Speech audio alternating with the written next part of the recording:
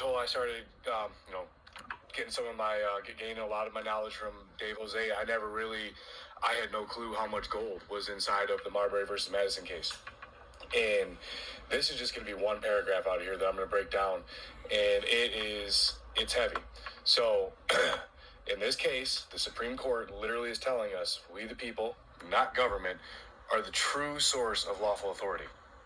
So, I'm going to show you how this is a constitutional nuclear bomb on everything happening in these fake courts, the agencies, and these administrative schemes that we're seeing today, okay? So this reads, the people have an original right to establish principles that most conduce to their own happiness. These principles are fundamental, and as the authority from which they proceed is supreme, they are designed to be permanent.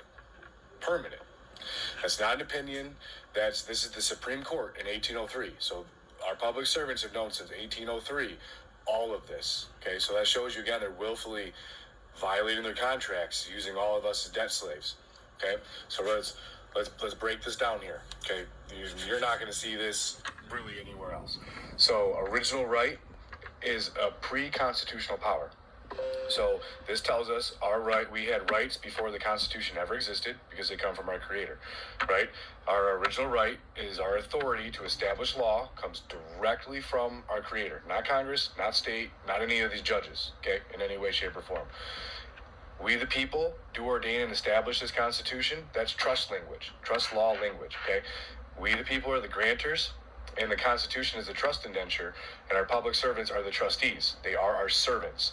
So we're not a subject, we're not a resident, we're not the 14th Amendment federal property. We are one of the people of the supreme authority, okay, of our constitutional republic. This next part reads, principles that most conduce to their happiness. This is straight out of the Declaration of Independence, that to secure these rights, governments are instituted among men. That means you, determine what principles protect your life, your liberty, and your happiness. Not some administrative court enforcing these administrative codes for revenue, or the DNR telling you can't put bait piles in front of your tree stand, or CPS trying to tell you what to do with your kids. Okay, the maxims of law, natural law, common law, God's law, are what define these principles, not Title 42 or here in my state of Michigan, the MCL codes, or again, like I said, any of the CPS guidelines, any of these agency guidelines.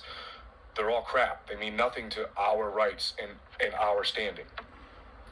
So this next part reads, this right ought not to be frequently repeated. So this is a warning to the judges and the lawmakers that once we the people set forth the law through a ratified Constitution, they don't get to modify it by agency rule books, their bar club associations, or any court discretion or precedent, okay? The Constitution is not up for debate.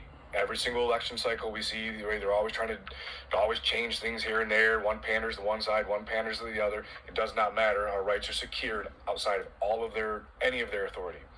So it's a permanent firewall that it's against these administrative courts, okay? And we see they're violating this firewall every single day, pretending their policy trumps our rights. But that's because we've all been very ignorant to it, right? But we're waking up and we're educating ourselves, and we're coming for them, okay? Every one of us are going to be coming for them. So the next part reads, the principles are fundamental. This means the principles are not subject to be overridden by statutes, not up for reinterpretation by these judges, and not subject to revocation by emergency powers. Any of these emergency acts they try to claim, bullshit. They cannot do it. They don't have the authority to do it. So your right to bear arms, fundamental. Your right to travel on our public roads, fundamental. Your right to parent your children, fundamental. Your right to due process of law in a judicial court of record, fundamental. And guess what? Any of these acts repugnant to these rights are void. And this is all in this case, telling every single one of us. There's the next part. It reads, the authority from which they proceed is supreme. So who's the authority? You, me, we the people. Not the governor, not the judge, not the Secretary of State, not CPS, not the DNR, the ATF, any of the agencies. Okay, we are over all of them. So it is definitely not these cops who think their badges just grant jurisdiction because we're on our public roads. It's not how that works. So if you're the supreme authority, then the law that we ordained, the Constitution, state and federal, is above every statute, policy, or administrative rule that they try to use against us. This next part, this final part here, they are designed to be permanent. Permanent. This is an absolute death blow to the entire progressive legal fraud that they have going on. They cannot bypass any of our rights. The courts cannot interpretate liberty through the lens of their modern policy nonsense. Our rights cannot be overwritten by codes or licensing schemes. We don't need permits to exercise rights, and we sure as hell don't need the state's permission to live free. The Constitution is a permanent declaration of unalienable rights, and any public servant who violates the trust that they willingly agree to be governed by, they're committing constructive fraud and breach of fiduciary duty. And that's what we have to hold them to. They're the ones that agreed to be governed this way, and and like I showed you in the rise of the administrative state document that I posted, they've known that they've been operating like this for a very, very long time. They are all complicit in operating this way. They're all committing fraud, and we can prove it over and over and over. But it's going to take us to fix it. So, and why all this matters? So, like I used in my case, a writ of mandamus. And this is what in the Marbury case was a writ of mandamus. So when you file the writ, we're not making a request. These are why we have these writs, okay? You're invoking the original law. We're reminding the courts that their duty is to the Constitution, not corporate policies. They can't be controlled by other branches, okay? They are bound by these laws.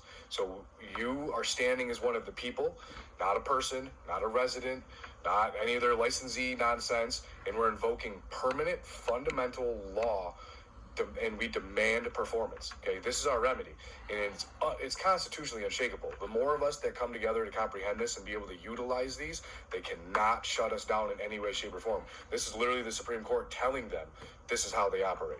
Okay.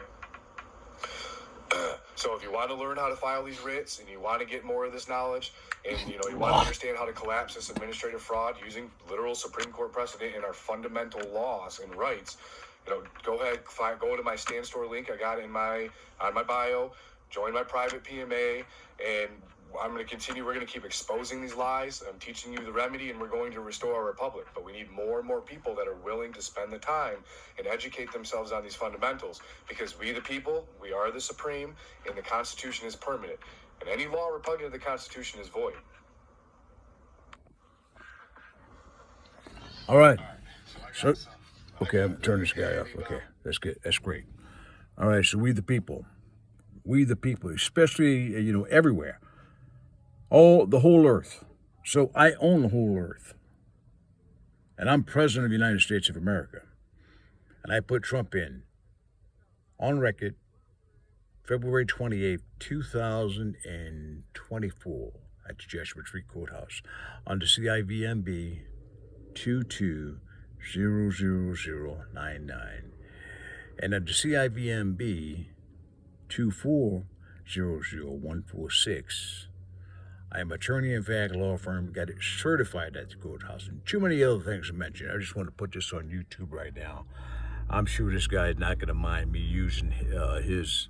He wants to get it out there. I mean, and when you're doing this stuff, get your UCC 1-308/1-207, all rights reserved, and that's how you write everything. Don't never write anything unless you write that. What's the next step? All right, I'll just end that for right now, but put it on YouTube.